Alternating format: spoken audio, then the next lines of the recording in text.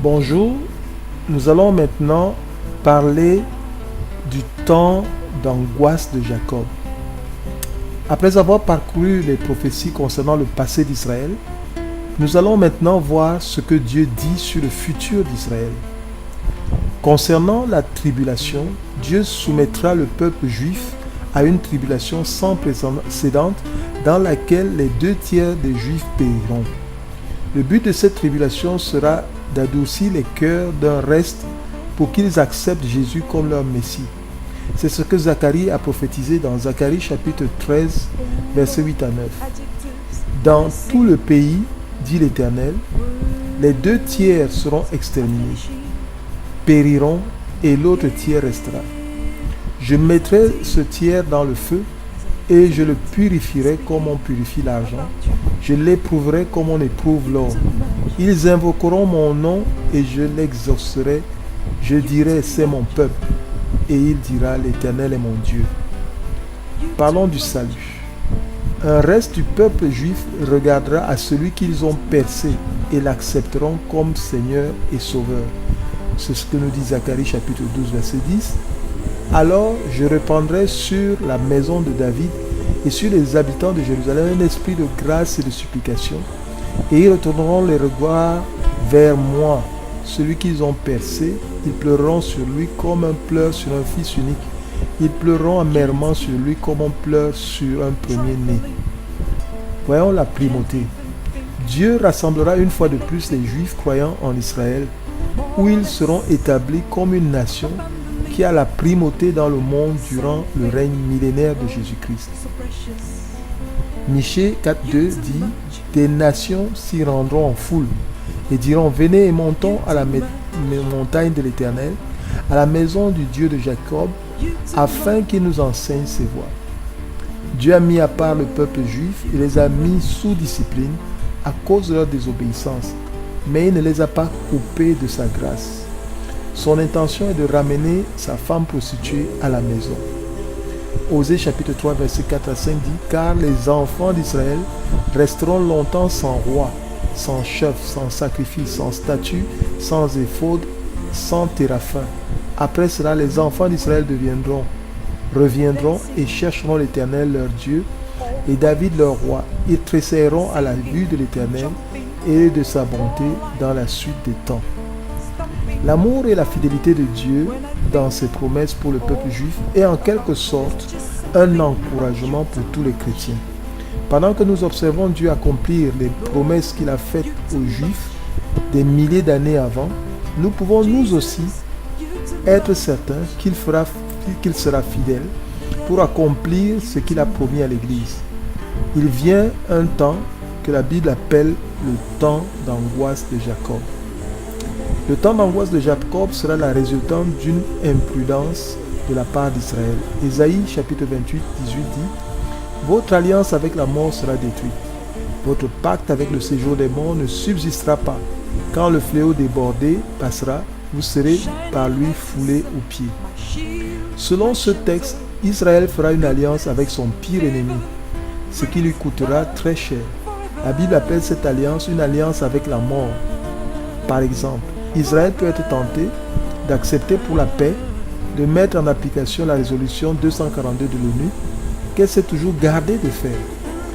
La résolution 242 du Conseil de sécurité de l'ONU demande à Israël de diviser sa capitale, Jérusalem, en deux et d'offrir Jérusalem-Est comme capitale aux Palestiniens. Cela pourrait être présenté comme un moyen pour Israël d'obtenir la paix qu'elle souhaite, tant avec les nations musulmanes qu'avec les Palestiniens. Au jour d'aujourd'hui, 132 nations sur 193 ont voté à l'ONU en faveur d'une reconnaissance d'un État palestinien. On observe de plus en plus un rapprochement entre l'État d'Israël et certains pays arabes sunnites qui s'opposent comme Israël à l'Iran. Toutes ces choses sont susceptibles d'ouvrir la voie vers des accords avec Israël. Toutes ces choses pourraient pousser Israël à s'engager et à signer un traité de paix avec ses voisins. Car parlant du dévastateur, la Bible dit dans Daniel chapitre 9 verset 27, « Il fera une solide alliance avec plusieurs pour une semaine. Et durant la moitié de la semaine, il fera cesser sacrifices et l'offrande, le dévastateur commettra des choses les plus abominables jusqu'à ce que la ruine et ce qui a été résolu fondent sur le dévastateur. Le dévastateur ici n'est autre que l'Antichrist, que nous décrirons plus tard. Il est celui qui confirmera les alliances ou traités de paix faits avec plusieurs nations. Ces accords de paix qu'Israël ratifiera ne tiendront pas probablement parce que le peuple juif se sera rendu compte qu'il s'est trompé. Si Israël renonce à l'application de ces traités, une guerre pourrait éclater et Jérusalem foulée aux pieds par les armées de ces nations. Pourquoi un tel scénario est-il possible? La Bible dit dans Daniel chapitre 12 verset 1, « En ce temps-là, se lèvera Michaël, le grand chef, le défenseur des enfants de ton peuple. Et ce sera une époque de détresse telle qu'il n'y en a point eu de semblable depuis que les nations existent jusqu'à cette époque. En ce temps-là, ceux de ton peuple qui seront trouvés inscrits dans le livre seront sauvés. » Quand vint l'heure où Jésus-Christ devait être livré pour être crucifié, aucune légion d'anges qui aurait pu le secourir s'il aurait voulu ne s'y opposa. De même, à l'heure où Dieu décidera de livrer Israël entre les mains de ses ennemis, pour un temps, aucun des anges qui gardent actuellement et qui défendent actuellement Israël ne s'y opposera. C'est le sens de Daniel 12.1 quand il écrit que « Car l'ange Michaël, qui est celui qui garde Israël, bien sûr, se lèvera ou deviendra inerte, en hébreu amad, c'est-à-dire devenir fixe. » Pourquoi ces événements doivent-ils arriver sur Jérusalem? Pour répondre à cette question, il faut se demander pourquoi Dieu a-t-il voulu que Joseph soit livré comme esclave? Pourquoi Jésus fut-il livré entre les mains des païens pour être crucifié? Chacun de ces hommes était dans un certain sens des sauveurs. Joseph sauva le monde alors de la famine. Jésus-Christ sauva le monde de ses péchés en mourant sur la croix. De même, Israël sera livré aux nations pour que Dieu puisse juger le monde avec justice. Dans 1 Pierre chapitre 4 verset 17, il est écrit « Car c'est le moment où le jugement va commencer par la maison de Dieu.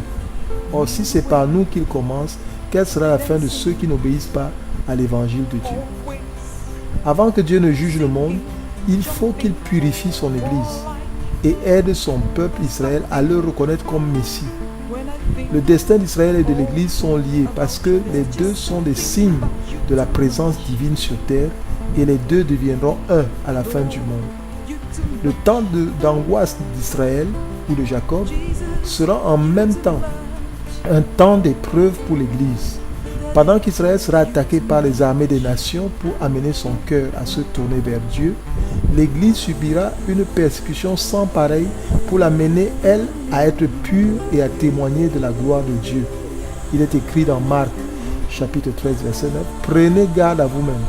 On vous livrera aux tribunaux, vous serez battus de verges dans les synagogues, vous comparaîtrez devant les gouverneurs et devant les rois à cause de moi, pour leur servir de témoignage. » Le chapitre suivant a été écrit pour nous avertir par rapport à une erreur fatale de raisonnement que les générations passées ont faite et que malheureusement nous sommes susceptibles de commettre. Cette manière de penser, qui est une tragédie de l'expérience humaine, a fait perdre le salut à toute une génération de juifs et peut coûter la même chose à notre génération. Que Dieu vous bénisse.